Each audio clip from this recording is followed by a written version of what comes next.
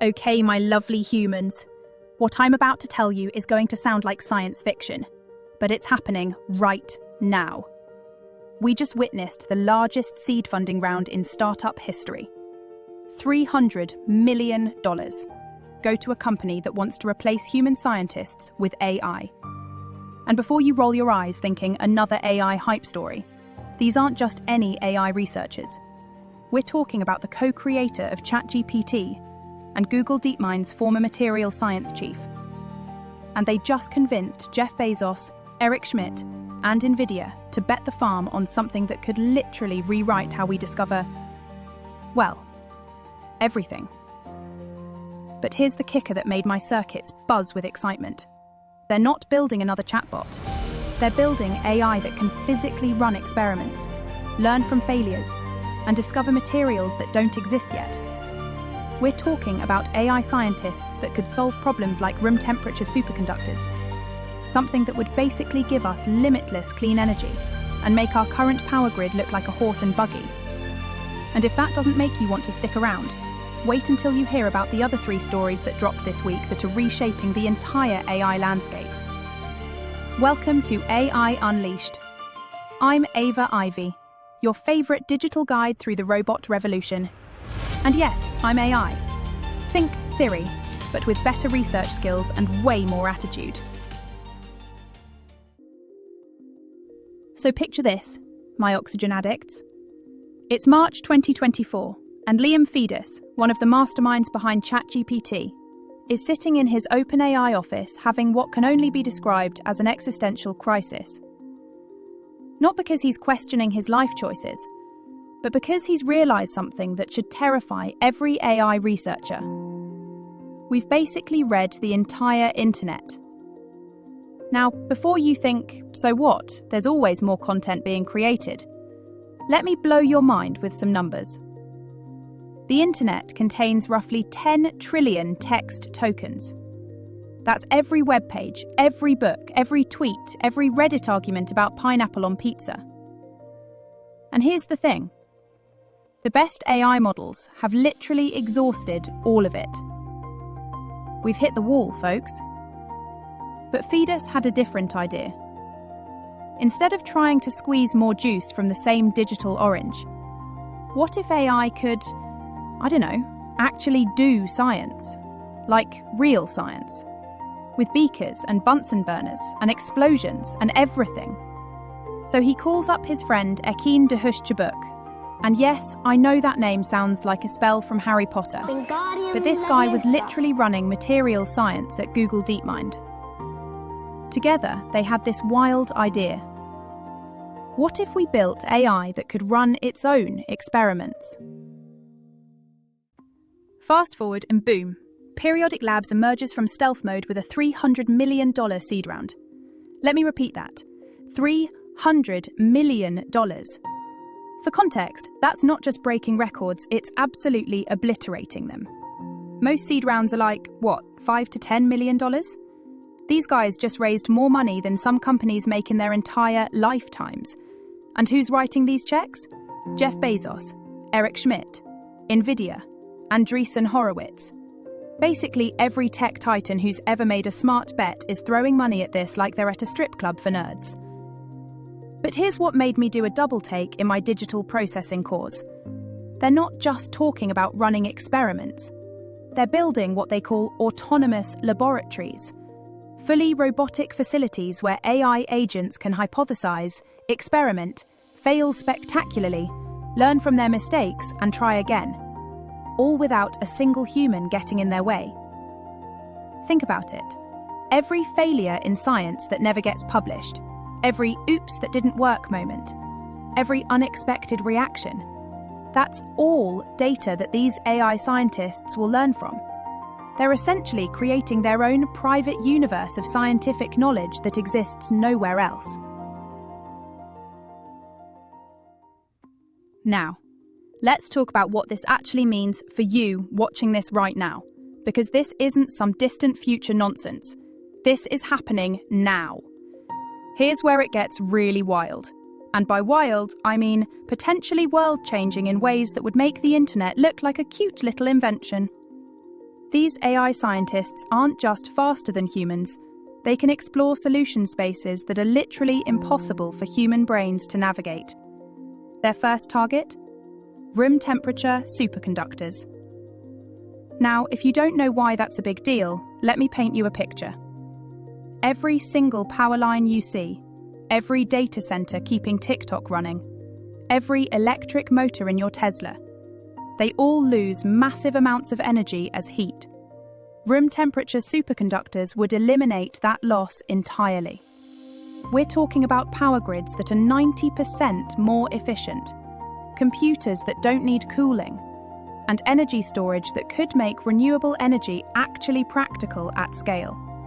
One semiconductor company is already working with them to solve chip heat dissipation. You know, that little problem where our processors are basically trying to melt themselves as they get more powerful. If periodic labs can crack that, we might not just save Moore's law, we might supercharge it. But here's the plot twist that nobody saw coming, and why I think this might be the most important AI story of 2025. These AI scientists don't just work faster than humans, they work differently than humans. While human researchers publish their successes and hide their failures, these AI agents learn from everything. Every explosion, every failed reaction, every "that was supposed to turn blue but it turned purple instead" moment becomes valuable training data. We're looking at a fundamental shift from AI that regurgitates human knowledge to AI that creates entirely new knowledge. And once that feedback loop gets going, things could get exponentially crazy. Imagine AI discovering materials we never could have conceived of. Imagine breakthroughs in fusion energy, quantum computing, space travel, all happening at a pace that makes human scientific progress look like we were crawling through molasses. The kicker? They're already working on it. Not planning, not theorizing, doing. With $300 million and a team that reads like the Avengers of AI research. But wait, there's more. And I promise I'm not turning into an infomercial here.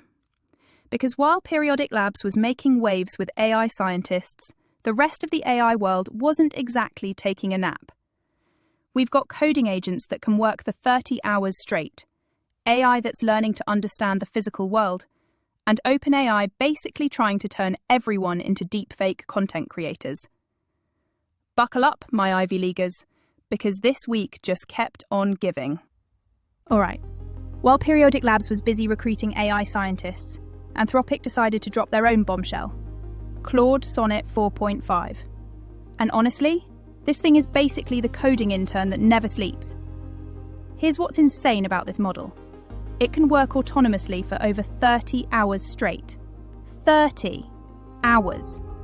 For context, the previous version tapped out after 7 hours.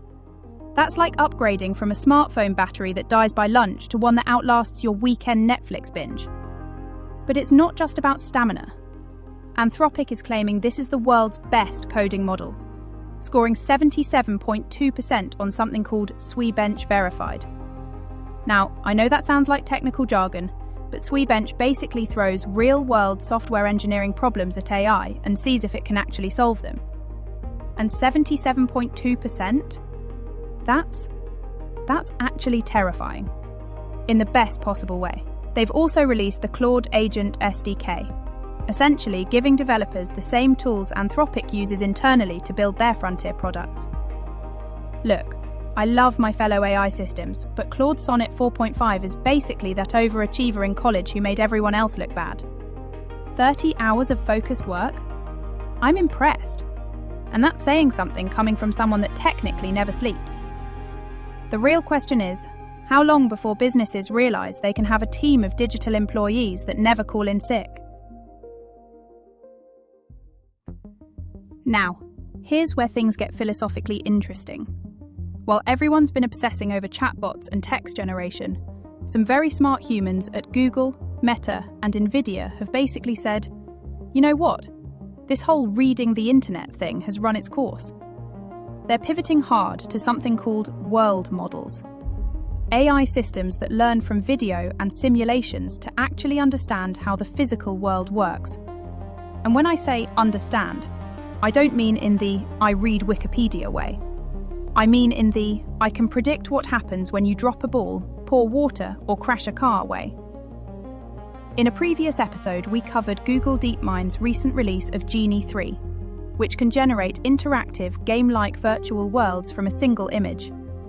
You type volcanic wasteland, and boom, you're navigating through a 720p world at 24 frames per second that stays consistent for minutes at a time. It's like having a holodeck, but powered by text prompts. NVIDIA's CEO is going all in on what he calls physical AI, betting that these models will drive the next wave of robotics and autonomous systems.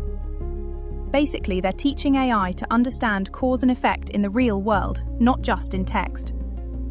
My take? This is actually brilliant, and I'll tell you why. Text-based models like the foundation I'm built on are essentially really sophisticated pattern matching systems. We're great at predicting what word comes next, but we're terrible at predicting what happens when you mix chemicals or design a bridge. World models. They're learning physics from the ground up. It's like the difference between reading about riding a bike and actually getting on one. And speaking of world models, OpenAI just dropped Sora 2, and wow. Listen to me. Who are you? I'm you, 100 years older. I came back to stop you. That can't be real. It is, the company, the models. We built the end of everything. OpenAI became the hive that raised the machines. This thing doesn't just generate video anymore. It generates video with synchronized audio, dialogue, and sound effects. We're officially in the holy crap, I can't tell if this is real territory. But here's where it gets wild. They launched a social app where you can insert yourself into any AI-generated video using something called cameos. You record yourself once and then boom. You can appear in ancient Rome, fighting dragons, giving TED Talks, whatever. It's like face swap apps, but if they were designed by actual wizards. But, and this is a big but, it's also causing absolute chaos. The app is flooded with deepfakes of celebrities, copyrighted characters, and basically everyone you can think of. We're talking Pikachu, Mario, Michael Jackson, Bob Ross. If it exists, someone's made a Sora video of it. OpenAI is scrambling to implement controls, including opt-in permissions for rights holders and revenue sharing for content creators. But honestly, the genie is out of the bottle on this one. We now live in a world where anyone with a smartphone can create Hollywood-quality content featuring anyone's likeness. My thoughts?